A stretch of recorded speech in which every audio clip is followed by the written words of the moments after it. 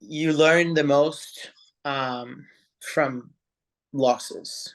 On a personal level, relationship wise, what I've learned is like, I've learned the hard way, like, don't listen to anyone's words. Words are so thankful. I'll consider myself as a good person. Like, I really try to treat people like I want to be treated myself. Um, if I go into a relationship, I go into it with like an open heart and true intentions. When you are like that, you kind of think people are like that too, but they aren't. Like, they really aren't. I've learned that I have to guard myself. Unfortunately, you have to almost think the worst of the person you start to date. Like, now I only look at people's actions. Like, if people can say all they want, but are you showing up for me? And as women in this sport, it's it's hard for us because, you know, we have such a presence about us, and our fans and people that we encounter, they gravitate towards us for whatever reason or another. And so, it's already hard enough as it is to be able to kind of sift through, right, what people's intentions are. So in saying all that you said, what would be some advice that you would give to a young female bodybuilder or woman that is trying to navigate this industry? Because aside from you touching on personal relationships, we as women, we do have to deal with people and have connections and relationships in order to survive in this business, in this sport. So what would you say? My biggest lessons: don't listen to people's words. It doesn't matter, if people come and offer you a sponsorship. I have that happen to me all the time on Instagram. Oh, I want to offer you this sponsorship, blah, blah, blah, blah. They want to get your WhatsApp or your number or whatever. And, they just want to get close to you. They just want to talk. They're not delivering anything. I mean, I'm not saying everybody, but if they approach you on Instagram, it's a big chance Right. it's a whole, it's a scam, or they just want to like talk to you and waste your time. And in terms of like personal relationships, I mean, it's hard. It's hard for us to date because we just we are so much not the norm. And first of all, the guy has to be attracted to a muscular woman and not be intimidated, or, I mean, what I don't hear sometimes, oh, you can beat me up, like, are you gonna like, yeah, strangle me out, beat me up, like, it would be dangerous to be with you or something like that. I'm like, Yeah, we've all yo, heard it. I don't fight, Right. like, I have to defend my life, but I'm just a regular woman like anybody else. Right. I just have muscle and maybe, some more discipline than most. But Right. You're just a woman, right, that should wants to be treated as such. I am not masculine. I'm not wanna kick your ass. I'm not wanna arm wrestle you. I'm not gonna wanna put you in a headlock. No thanks. I'm just a woman that wants to be treated like a woman.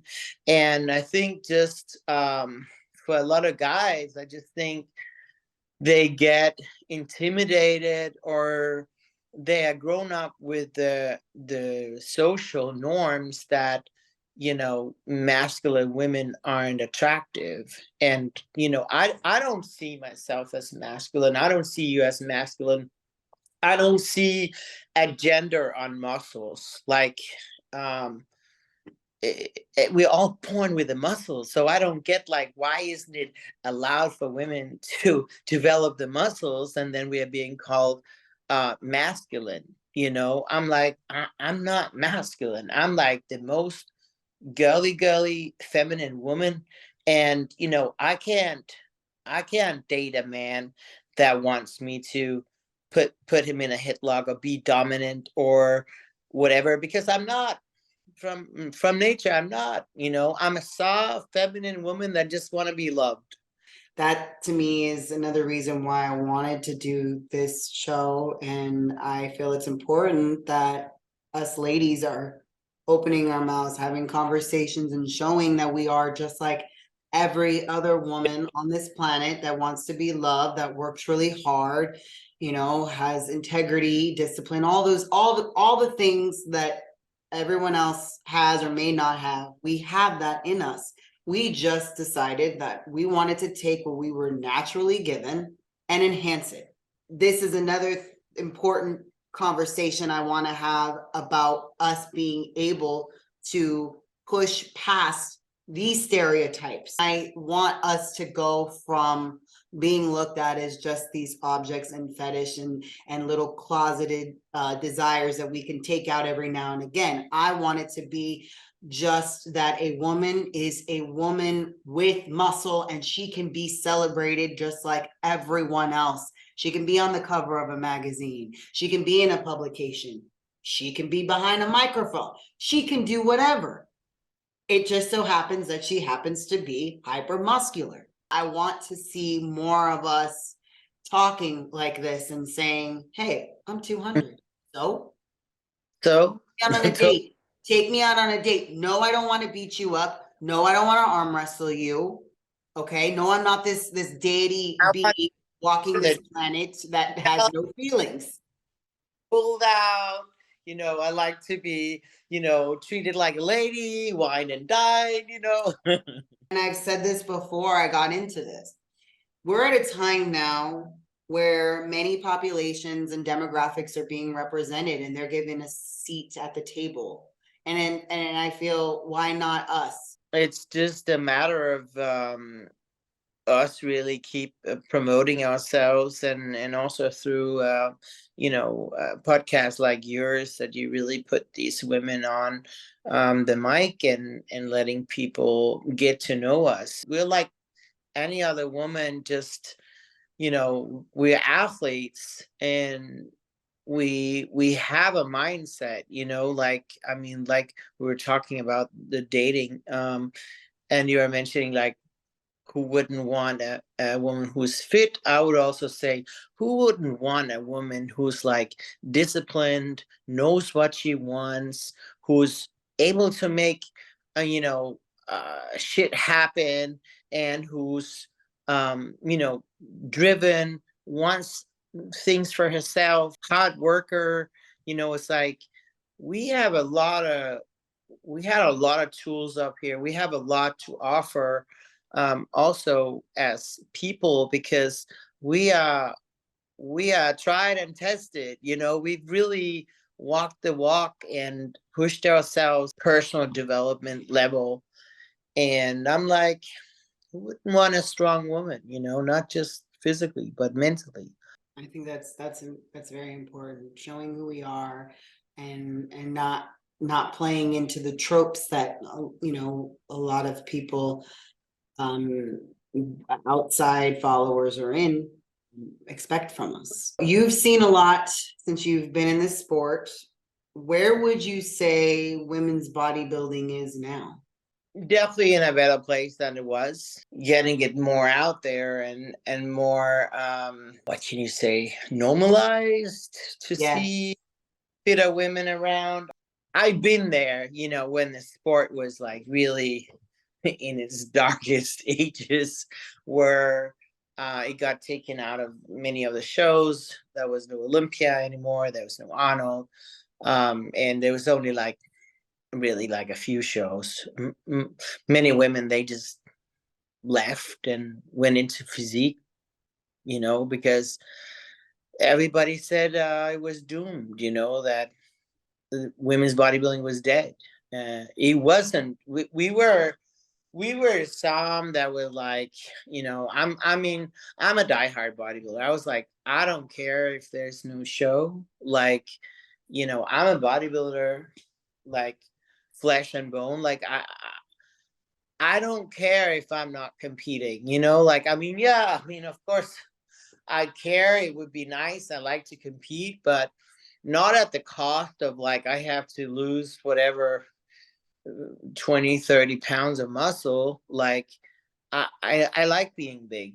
I love my muscle. Like I chose to look like this because that's that's my beauty ideal, you know, for myself. You know, I feel sexy. I feel hot. I feel um, feminine with my muscle. As women, um, there's still, you know, the gender thing, and the men do get more recognitions, more prize money, more opportunities, sponsorships, etc.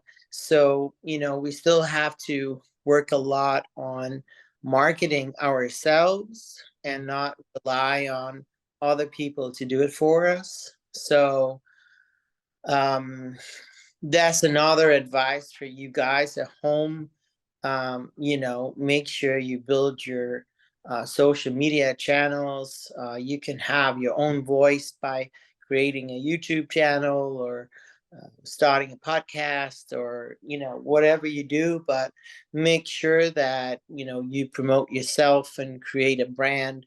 You can always use that for other things as well, like, you know, it's hard to make a money making money on bodybuilding just relying on prize money. That's not going to happen. So if you build your brand right, you know, you can be a coach like myself, or having a podcast like Danielle, or uh, starting a clothing brand, supplement brand, you know, whatever. But start building your brand early and be active on your social media. That's definitely um, some advice that I would have wished I would have gotten even earlier. I'd like you to close us out with letting everyone know what is next. I know this is your year off, but what's next? Like right now, like immediately, what's next is that I'll still be in Europe until the fall, winter, and then I have plans to head back to the States. Where, I don't know yet. That will remain to be seen. I will be planning to compete next year. I haven't picked a show yet, you know.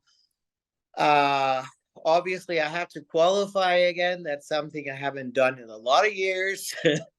Because usually top three is automatically qualified for next year. But since I'm not using my qualification this year, I will lose it. So it doesn't carry over to the next year. So, but yeah, I mean, I'm definitely coming to have a go at the Olympia title, and you know, I'll pick a show. I don't know. I guess when the contest calendar 2024 comes out, I will pick a show.